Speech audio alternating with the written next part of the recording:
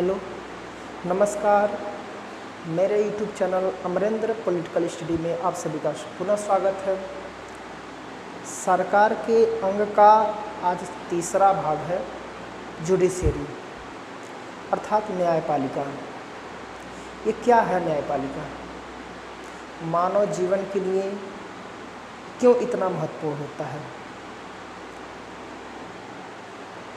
सरकार के अंगों में हम लोगों ने व्यवस्थापिका पढ़ा है, कार्यपालिका पढ़ा है। कार्यपालिका और व्यवस्थापिका चाहे कितना ही अच्छा से काम करे, लेकिन अगर न्यायपालिका न हो तो मानव जीवन नितांत दुखपूर्ण हो जाएगा। राज्य के आज से लेकर के आदिकाल तक न्याय विभाग का अस्तित्व हमेशा बना हुआ है, क्योंकि न्याय विभाग के अभाव में एक अच्छे समाज की कल्पना करना मुश्किल है। प्राचीन काल से लेकर के आज तक न्याय विभाग ने अपना एक स्वतंत्रपूर्ण रह करके अपना काम किया है। हमारे ही देश में प्राचीन काल में जब राजतंत्र था तो राजतंत्र में भी न्याय विभाग हुआ करता था, जिसमें राजा स्वयं न्याय करके एक न्याय विभाग के द्वारा न्याय करता था। एक कानून होती थी, पूरी एक व्यवस्था का दस्तावेज होता था। उस दस्तावेज में शासन से संबंधित, दंड से संबंधित, न्याय से संबंधित सारे व्यवस्थाओं का जिक्र किया जाता था। उन्हीं व्यवस्थाओं को लेकर के हमारे देश के जो राजा होते थे वो कहीं न कहीं उसी दस्तावेज के आधार पर ही शासन प्रशासन किया करते थे। और दंड का प्रावधान हो तो भी दंड अधिकारियों को बुला करके एक सलाह मशवरा करते थे। दंडाधिकारियों की एक समिति बैठती थी, उसके बाद से दोषी व्यक्ति को दंड दिया जाता था।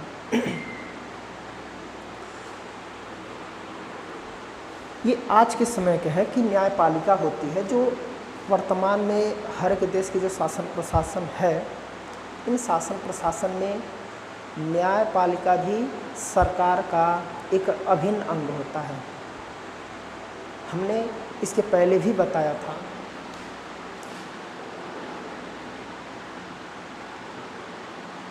सरकार के 3 अंग होते हैं, व्यवस्थापिका, कार्यपालिका, न्यायपालिका। ये हो चुका था, ये हम लोग को पढ़ना था। ये एक सभ्य समाज के लिए, एक सभ्य समाज के अस्तित्व के लिए न्यायपालिका का होना बहुत ही ज़रूरी है, क्योंकि हर एक व्यक्ति ही नहीं, कभी कभी राज्य भी किसी कानूनी संवैधानिक समस्या में फंस जाता है, जिसकी वजह से राज्य को खुद न्याय के शरण में जाना पड़ता है। हमारे व्यवस्थापिका जो अंग है, ये कभी कभी किसी कानूनी या संवैधानिक चीज़ों में फंस जाती है तो उसे न्यायपालिका के शरण में जाना पड़ता है, न्यायपालिका से सलाह मशवरा करना पड़ता है। यहाँ तक कि हमारे कार्यपालिका के जो राष्ट्रपति हैं, प्रधानमंत्री हैं, अन्य मंत्रियाँ हैं, ये लोग भी अगर किसी संवैधानिक प्रावधानों में, संवैधानिक जालों में फंस जाते हैं या फिर कोई कानूनी चीज़ों में अगर फंस जाते हैं तो उनको न्यायपालिका का शरण लेना पड़ता है, न्यायपालिका के पदाधिकारियों से सलाह लेना पड़ता है। ऐसा प्रावधान हमारे भी देश में है।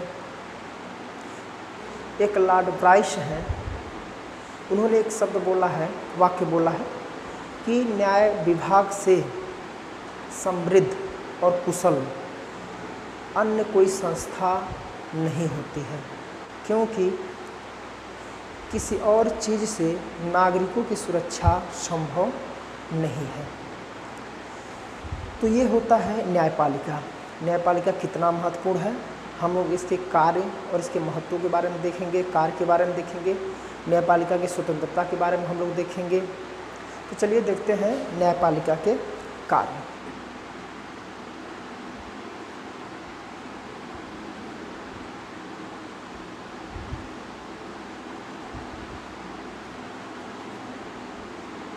यहाँ पे हम 6 प्रकार के न्यायपालिका के कार्य बताएंगे। पहले नंबर पे है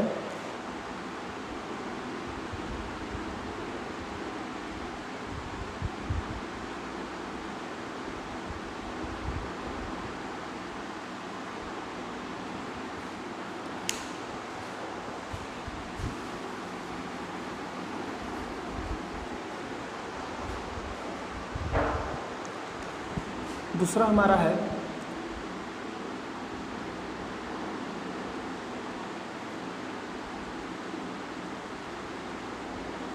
कानूनों की व्याख्या है औचित्य के आधार पे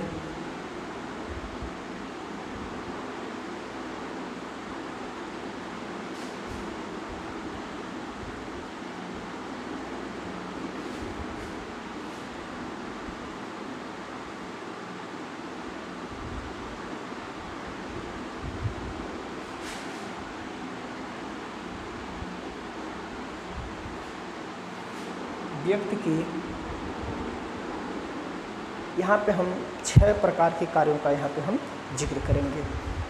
उसके बाद से हम लोग न्यायपालिका के महत्व के बारे में जानेंगे कि इतने प्रकार के न्यायपालिका के काम हैं, इसके वजह से न्यायपालिका का क्या महत्व हो सकता है। बहुत महत्व है, इतने कार्य करता है तो बहुत महत्व है। पहले हम देखेंगे अभियोगों का निर्णय। अभियोग क्या होता है? अभियोगों का निर्णय पूरे राज्य में जनता के विवादों का निपटारा करना। जनता के मध्य आपस में विवाद हो जाता है जिसमें दीवानी, फौजदारी मामला या धन या माल से संबंधित मामले जो होते हैं, तो इन सबसे मामले व्यक्ति आपस में किसी मामले से जुड़ जाता है तो उसे न्याय की शरण में ही जाना पड़ता है, क्योंकि हर एक व्यक्ति को अपने नागरिक समाज से ही किसी भी व्यक्ति से अगर विश्वास उठ जाता है तो उसे अंतिम रूप से न्यायपालिका के पास ही विश्वास होता है कि न्यायपालिका हमारा न्याय करेगा, हमें उचित मार्ग दिखाएगा, उचित अनुचित का ज्ञान कराएगा। तो ऐसे विवादों, ऐसे बहुत सारे दीवानी फौजदारी मामले बहुत सारे न्यायपालिका में आते हैं जिनका वो क्या करता है? निर्णय करता है। ऐसे राज्यों के भी मामले आते हैं। जैसे किसी राज्य के अंदर जो छोटे छोटे इकाई होते हैं, जैसे भारत है तो भारत में भी अनेक छोटे छोटे इकाई हैं जिसे हम राज्य बोलते हैं। भारत एक देश है, देश के अंदर छोटे छोटे राज्य इकाई। इन इकाइयों के मध्य भी विवाद हो जाता है। कैसा कैसा विवाद?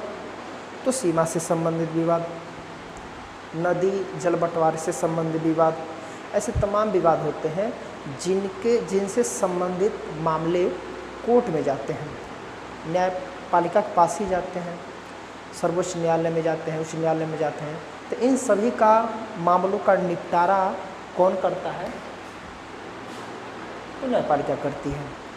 तो चाहे व्यक्ति से संबंधित अभियोग हो, चाहे किसी कंपनी के संबंधित अभियोग हो, कॉरपोरेशन से संबंधित अभियोग हो, किसी संस्था से संबंधित अभियोग हो, या फिर राज्य के जो छोटे छोटे इकाई हैं, इन इकाइयों के मध्य में अगर कोई नदी से संबंधित, सीमा से संबंधित अगर कोई भी अभियोग हो तो उन सब का निर्णय कौन करता है?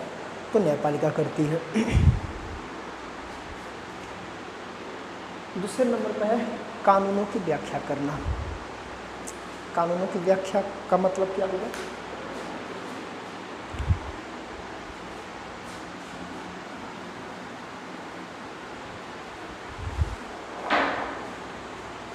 कानून होता क्या है? हमारे देश में या फिर किसी भी देश में कानून को एक लेखबद्ध करके रखा जाता है, और मामले जब भी आते हैं, विवाद जब भी आता है, तो उन्हीं कानूनों की सहायता से ही न्यायपालिका अपना निर्णय देती है। यानी कि हर एक देश का अपना एक कानून संरक्षित होता है, लिखित होता है, उन्हीं कानूनों के हिसाब से ही लोग निर्णय देते हैं। हमारे देश में भी है, जैसे बहुत सारे कानून लिखे गए हैं। ऐसे नाम सुने होंगे: IPC, CRPC, भारतीय दंड संहिता, प्रक्रिया संहिता, ऐसे बहुत सारे मामले, तो इसमें हर एक प्रकार के कानून इसमें लिखे गए हैं। तो इन कानूनों की व्याख्या कौन करेगा? व्याख्या करने का मतलब है कि कानूनों को समझाना, बताना कि भाई ये कानून है। आम आदमी जा कर के कानून के बारे में अगर पढ़ना स्टार्ट करें तो उसे समझ में नहीं आएगा, तो उसे न्यायपालिका अपने तरीके से समझाएगी कि कानून यह कहता है, कानून ऐसा कहता है। कभी कभी तो या फिर भारतीय संविधान हुआ, किसी भी देश का संविधान हुआ, तो हर एक राज्य के अपने संविधानों के व्याख्या का काम भी करता है, जो आगे संविधान का संरक्षण, इसे कानूनों का व्याख्या या संविधान की व्याख्या का मतलब यही। देश का कानून, संविधान का कानून वही होता है। तो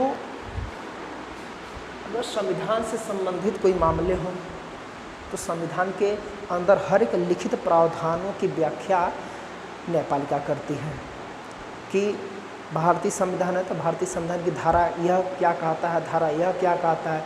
इन धाराओं, इन अनुच्छेदों के मध्य या फिर अनुच्छेदों में कोई अगर दुविधापूर्ण हो तो इन सब की व्याख्या सही तरीके से न्यायपालिका करके बताती है कि यह धारा या फिर यह अनुच्छेद यह कहता है। ठीक है, तो ये होता है कानूनों की व्याख्या करना या फिर संविधानों का व्याख्या करना। ये कौन काम करता है? न्यायपालिका। औचित्य के आधार पर कानूनों का निर्माण। कभी कभी न्यायपालिका खुद अपने ही कानूनों के जकड़ में आ जाता है, दुविधा में आ जाता है। जैसे ऐसे समझा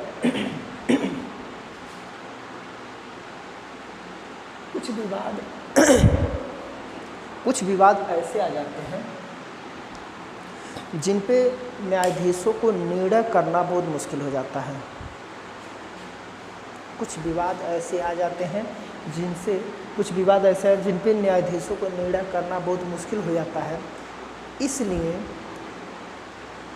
समाज को देख करके, व्यक्ति के उचित व्यवहार को देख करके, समाज के उचित व्यवहार को देख करके जो उनको उचित लगता है उस औचित्य के आधार पे न्यायाधीश उन विवादों का निपटारा करते हैं। यानी अपने ही मतलब कि जो कानून बना हुआ है देश का, राज्य का या फिर न्यायपालिका का जो कानून पहले से संरक्षित है, लिखबद्ध है, संहिताकरण है, तो उन कानूनों के आधार से हट करके, उन कानूनों के परे हट करके निर्णय देना कि जो अमुक कानून का जो व्यवस्था है, यह व्यवस्था, यह कानून इस विवाद को हल करने में असमर्थ है। इसलिए न्यायपालिका के अंदर जो न्यायाधीश महोदय होते हैं उस कानून को हटा करके जो उनको उचित लगता है उस पर निर्णय दे देते हैं और उस तरीके का खुद का कानून बना देते हैं कि ऐसे मामलों में इस कानून के हिसाब से निर्णय देना मुश्किल है। इसलिए इसके उचित के आधार पर, क्या उचित है क्या अनुचित है, इसके आधार पर इसका निर्णय अब ऐसा होगा और यही कानून अब लेखबद्ध करके डाल दिया जाता है या फिर लेखबद्ध कर दिया जाता है, जो एक उसके निर्णय को एक अभिलेख के रूप में रखा जाता है, ताकि आने वाले इस तरीके से विवाद अगर फिर दोबारा अगर आ रहे हैं तो उस पर फिर अगले न्यायाधीश या फिर वही न्यायाधीश यानी कि आने वाले भविष्य में उस पर कोई न कोई निर्णय फिर दिया जा सके उस कानून को परे रख करके। तो ये होती है कि उचित के आधार पर कानूनों का निर्माण। ठीक है, दोबारा समझना कि पहले से बने हुए कानून पे अमुक विषय अर्थात कुछ विवाद आते हैं, इस विवाद पे पहले से बने हुए कानून पे निर्णय करना मुश्किल हो जाता है, जिसके वजह से न्यायाधीश महोदय अपने उचित के आधार पे, मानवीय उचित के आधार पे कानून से हट करके निर्णय देते हैं और यह निर्णय अभिलेख के रूप में रखा जाता है, ताकि भविष्य में अगर कोई इस तरीके से विवाद अगर फिर दोबारा आता है तो उस उचित के आधार पे ही निर्णय दिया जा सके। जो पहले इस पे निर्णय हो चुका रहता उसी पे फिर आगे भी निर्णय होता रहेगा। तो इस तरीके से नए कानून यानी उचित के आधार पे नए कानूनों का निर्माण हो जाता है। वैसे कानूनों का निर्माण तो संसद करती है, लेकिन यहाँ पे उचित के आधार पे कभी कभी न्यायपालिका खुद कानून बना देती है कि यह कानून उचित नहीं है, अब यह कानून उचित है। ठीक है, व्यक्ति की स्वतंत्रता और अधिकारों का संरक्षण। हर एक देश के संविधानों में व्यक्तियों को कुछ अधिकार दिए जाते हैं। तो ये अधिकार क्या होते हैं? व्यक्ति को जीवन जीने के लिए जो भी चीज़ आवश्यक लगता है वह राज्य से अपेक्षा करता है कि राज्य ये चीज़ हमको देगा, वो सारे अधिकार कहलाते हैं। यानी कि व्यक्ति को अपना जीवन जीने के लिए एक मूलभूत चीज़ों की आवश्यकता होती है। उन चीज़ों को राज्य से अपेक्षा करता है कि राज्य हमें यह देगा, ये हमसे छीनेगा नहीं। वो सारे चीज़ें व्यक्ति के अधिकार कहलाते हैं या फिर मूल अधिकार कहलाते हैं। भारत में भी और यह अधिकार हर एक देश के संविधानों में दर्ज किया जाता है, लिख दिया जाता है कि ये व्यक्तियों के अधिकार। भारत में भी अनुच्छेद 12 से लेकर के 35 तक मूल अधिकार का जिक्र है जो राज्य द्वारा व्यक्तियों को दिए जाते हैं, जिसमें समानता का अधिकार, स्वतंत्रता का अधिकार, धार्मिक स्वतंत्रता का अधिकार, अनेक ऐसे तमाम अधिकार हैं। इन सारे व्यक्तियों के जो भी अधिकार हैं, इन सारे अधिकारों की सुरक्षा की गारंटी न्यायपालिका देती है कि भाई आप लोग एकदम निश्चिंत रहिए, आपकी हर एक अधिकार की सुरक्षा की गारंटी मैं लेता हूँ। अगर आपका कहीं पर भी शोषण हो रहा है, आपके अधिकारों का हनन हो रहा है, तो आप मेरे पास आइए। तो भारतीय संविधान में भी ये प्रावधान है। भारतीय संविधान में तो खुद लगभग 5 प्रकार के रिट्स जारी किए जाते हैं। इसको एक लेख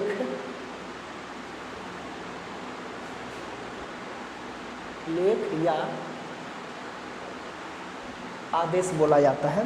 ये भारतीय संविधान में अच्छे से पढ़ाया जाएगा। यहाँ पे मात्र इतना ही जान जाइए कि व्यक्तियों के अधिकारों की गारंटी के लिए न्यायपालिका ने 5 प्रकार के रिट जारी करता है जो भारतीय संविधान का अनुच्छेद 32 में है।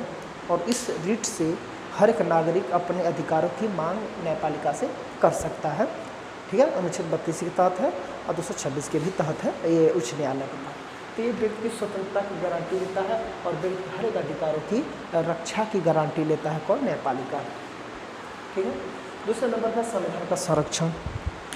किसी भी देश का संविधान जब बन जाता है तो कार्यपालिका और व्यवस्थापिका इन संविधानों का कभी कभी उल्लंघन न करें, इसलिए न्यायपालिका इन सारे संविधानों के संरक्षण का काम करती है।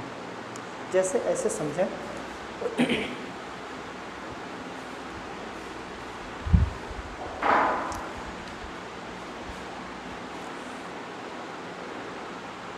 सरकार है, सरकार के 3 अंग हैं, ये हम लोग को पता है। व्यवस्थापिका, कार्यपालिका,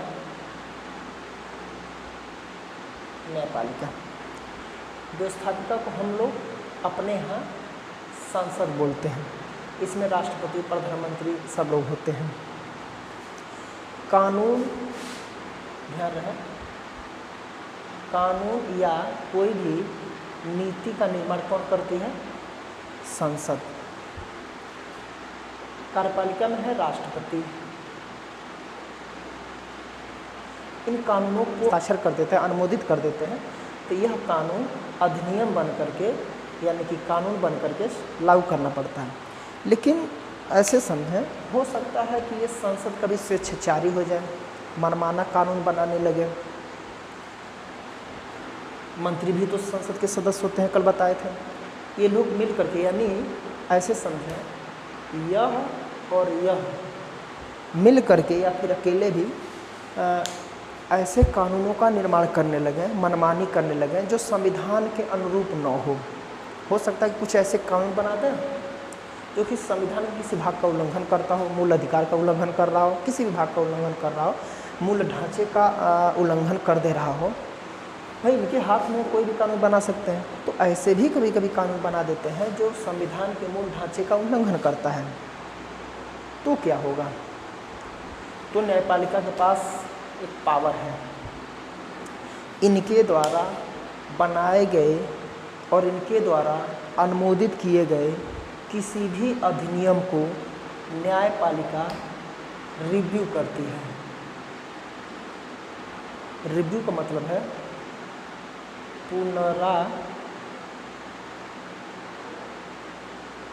पुनरावलोकन यानी कि समीक्षा करती है, पुनर्समीक्षा यानी कि यह कानून बनाएंगे या अनुमोदित कर देंगे तो न्यायपालिका उसका पुनः अवलोकन करती है। क्या अवलोकन करेगी कि जो यह लोग जो व्यवस्थापिका अर्थात संसद जो कानून बनाए हैं क्या ये संविधान के किसी भाग का उल्लंघन तो नहीं कर रहा है। अगर उल्लंघन कर रहा है तो उस कानून को न्यायपालिका अवैध घोषित कर देती है। ठीक है, इसे जुडिशियल रिव्यू बोला जाता है। इसे क्या बोला जाता है? जो इसका जो ये शक्ति है इसे बोला जाएगा जुडिशियल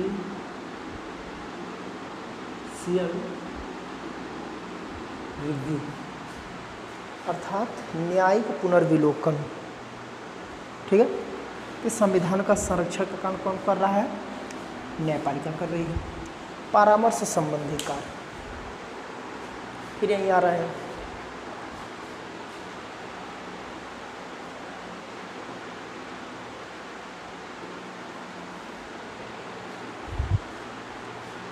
संसद है, इसमें राष्ट्रपति हैं,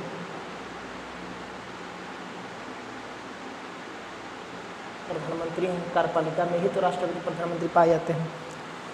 परामर्श संबंधी काम का मतलब क्या होता है कि कभी कभी संसद किसी विषय कोई निर्णय करता है, वा इस संसद में जो सदन के जो संसद के सदस्य होते हैं इसमें वाद विवाद होता है, कई तरह के इसमें कई प्रावधान होते हैं। तो कभी कभी संसद या राष्ट्रपति किसी कानूनी संबंधी विवाद में उलझ जाते हैं या फिर कोई निर्णय है जिसमें इनको कानूनी सहायता चाहिए। कानून के तो विशेष हो गए तो नेता लोग होते हैं, मंत्री हैं, राष्ट्रपति हैं, प्रधानमंत्री हैं, ये लोग का ज़्यादा पढ़े लिखे भी नहीं होते हैं तो कानून के इतने ज्ञान भी नहीं होता है। तो किसी कानून के पचड़े में फंस जाते हैं या फिर कोई निर्णय देना जिनको इनको किसी भी अपने काम के प्रति इनको ये लगता है कि हमको कानूनी सहायता चाहिए, तो ये लोग न्यायपालिका से ही सलाह मांगते हैं कि इस विषय पर हमको आप सलाह दीजिए क्योंकि हमें पता नहीं है, इस विषय पर हमको सलाह दीजिए, हमको पता नहीं है। तो न्यायपालिका मतलब इस जो मुख्य न्यायाधीश होते हैं यह राष्ट्रपति को यानी कि व्यवस्थापिका कार्यपालिका को कोई भी कानूनी सलाह दे सकता है। व्यवस्था ऑस्ट्रेलिया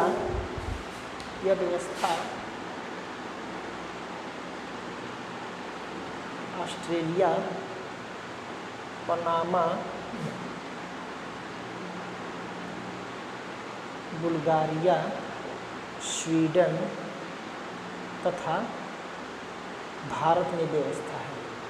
हर जगह में व्यवस्था होता है, ये व्यवस्था भारत में है। अर्थात मतलब यह है कि सरकारें जो प्रशासन चलाती है वह सरकार कानून से संबंधित किसी भी मामले से संबंधित न्यायपालिका से परामर्श ले सकती है।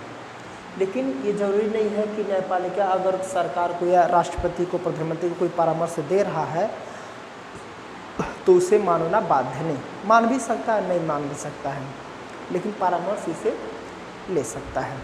ठीक है,